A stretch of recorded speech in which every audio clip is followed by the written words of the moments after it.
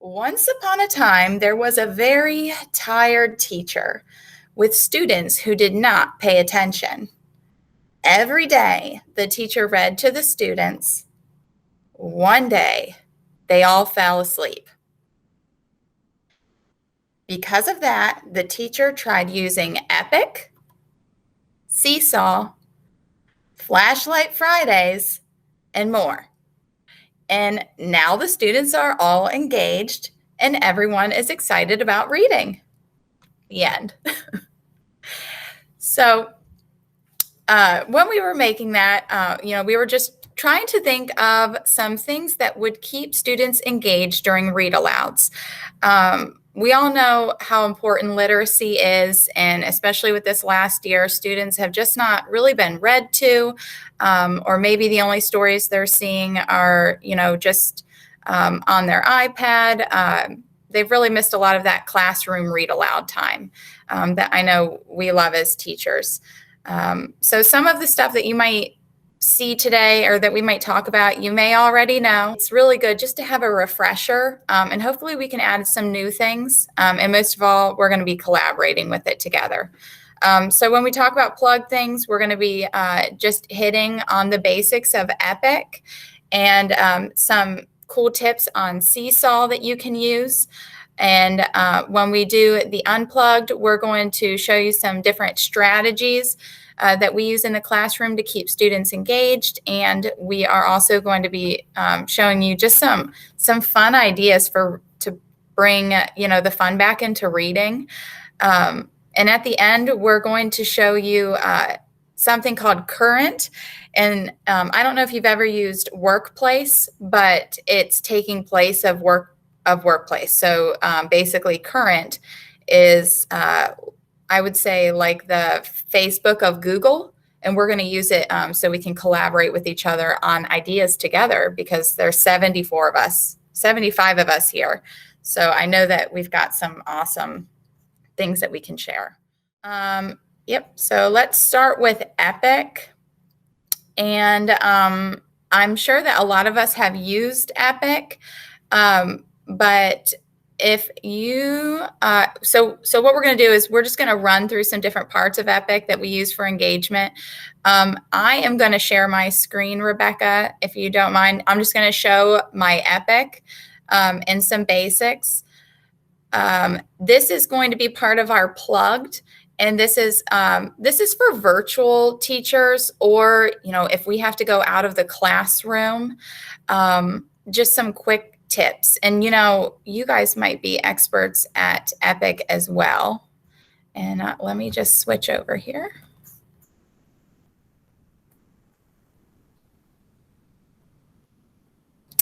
Okay.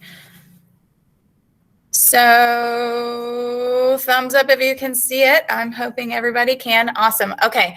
So as far as using Epic, I feel like a lot of us already know how to log in and create a class. So if you do, just throw me like a hands up, or just put your little hand up on your thing. Yeah, I see that number going pretty high. So I'm going to kind of move through that, but I'd always be happy. You want to email me, I will help you.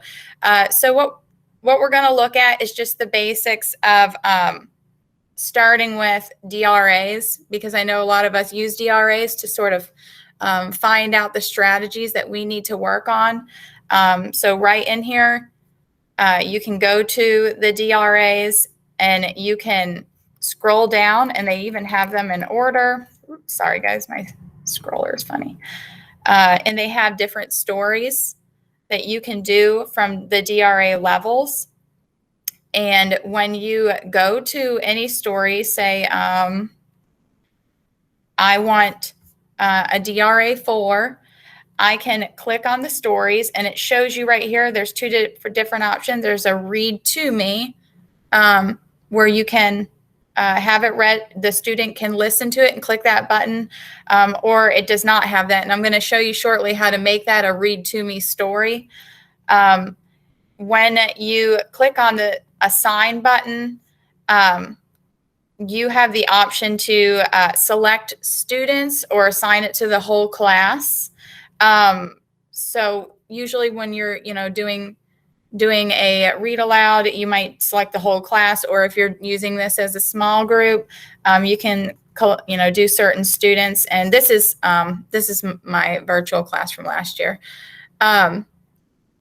Are they a new feature? I think that they've been on there, but I feel like I wanted to show you just because they've recently added a lot more. I saw that someone had asked, is it a new feature? One thing that I also noticed is that when you, in regards to the DRA, you can go to students and you can create a group. And once you create a group, which is pretty simple, just make sure the name is like something that you feel comfortable with the child seeing. Like butterflies or whatever their group is, you can actually assign it to the entire group. I also wanted to show you that they have new social emotional learning stories that are really good. And I think, just are awesome for like this year and getting back to the fact that they're going to have to learn how to share and be kind. So you can easily go into the social emotional learning and look at the different stories. I'm just going into kindness. And they will give you a variety. And it even says, by age and level, depending on your grade.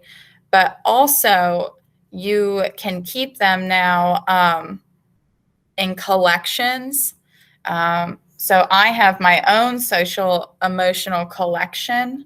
If you just go to collections, and you can, from there, you can just create a collection group and you can assign stories through the heart to different collections. And then looking at the time here, just making sure. I also wanted to show you that there are videos and great little additions to some of your mini lessons. A quick way to make a story become an audiobook or a read to me when it's not. You might need this if you are a virtual teacher and you're doing the asynchronous, or if you are, at home and you want to add it to either your Google slide or your Seesaw. You would just choose a story. So this right here is The Little Red Hen. These things are something you might already know, but we're just bringing it back up. Just refreshing our minds, maybe add in some things that we don't know, and then hopefully adding it to currents.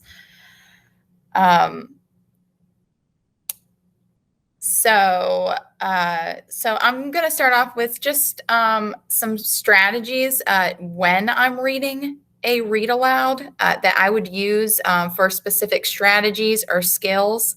I'm not going to talk about specific stories or even standards because this is just generalized to primary. But when I start, I just want to start off with preparation because I think that if you're anything like me, I always have to be really prepared in my head with what I'm going to say to the kids and how I'm going to organize a read aloud. I'm just not very good at, flying by the seat of my pants by any means. So when I do it, I'm going to look for that specific text. Maybe I'll be using Epic and I have those, the different groups of texts that I use. Like this, I need a social emotional, or maybe it's going to be one of the ones that Horry County has provided us that, we have to read. And after that, I'm going to, focus on the standard that I'm using. And I'm going to make sure that I know the specific skill or strategy that I'm focusing on. I think sometimes you get a little confused if you are trying to focus on more than one. So it's very specific. And when I'm previewing the book, I usually just get some sticky notes out or note cards. If you're tech, savvy, then maybe you're using something with that.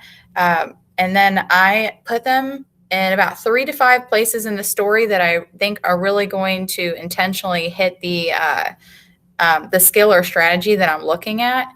And then I know that those are the places where I need to really amp up the engagement. Sometimes I like to use these whole brain cues, and I sort of put that picture there of the kids moving around, because sometimes when they do a movement with a specific word, or you even have specific cues, it helps the student be engaged, with that kinesthetic learning, but also just getting them up and moving. So some things that I do, when I say the word prediction or I predict, they go like this. And even though it's something silly like that, they make that connection that I'm using that strategy. They're going like this, and their brain is turned on to look for what we're doing. So when I say whole brain cues, I mean making a movement for a specific skill or strategy, and they do it every time with every story. And I think that helps them out. I am going to put some of my movements on current to help with that. Since we have to keep them engaged at least 3 to 5 times during a read aloud, I like to just have the students sit with a whiteboard. They can sit on it, under it, beside it, or whatever works for you. Sometimes a clipboard and paper. Maybe their iPad, because you're not, using paper right now. Maybe they have the iPad in their hands virtually. And when you stop, you can have them do a quick draw. They can quickly draw part of a story, problem and solution. They can quickly make a prediction through a drawing, or writing it, or even their most memorable part of the story. Whatever strategy or skill you're using, they can do that. And I also put up some extra pictures, and I added them on current. That you could just print off and use. And I just have my students quickly draw the character or the setting as I'm doing my, think aloud. I have them stop and do that. Then the other one is pair share with a manipulative. And I know that a lot of us use Kagan, and I think Kagan is awesome for read alouds. So I put some pictures up of some things that I use. I use bean bags. So I have students just pair up, and I taught kindergarten. I think that, older grades could probably move a little faster, and they might be able to use 4 students. So your discretion, but I would have them answer things about the stories. And as they hold something in their hands, it really, helps them connect what they're doing. I use microphones, and on current, I have a free microphone printable if you don't want to go buy one, because I know I don't like to buy things. And I also have sit spots, and I use 2 colors, and I know this year they have to be 3 feet apart, so it just really depends on your room. You might not be able to do this, but I put the sit spots down, just 2 colors, and they have the specific color, yellow or green. They coordinate, and I put an A and B on them, and they know that those are their partners. So it helps them like visually see who they're going to be with when they're answering questions back and forth. So, we might say, tell me, 3 details about the setting, and then they would go back and forth and with the pair share strategy. And the last one I have is just another Kagan game that I thought lended itself to skill set with vocabulary words, or anything that can be answered specifically. It's called Whisper It. And what the students do is, as they're sitting and you're reading, you would ask them a specific question. So you might say, what does this word, or you might describe a word, and then they have to have the word inside of their head, like a vocabulary word. Or you might describe a character, and they have to have the word inside of their head. Then if they know the word, they raise their hand, or they stand.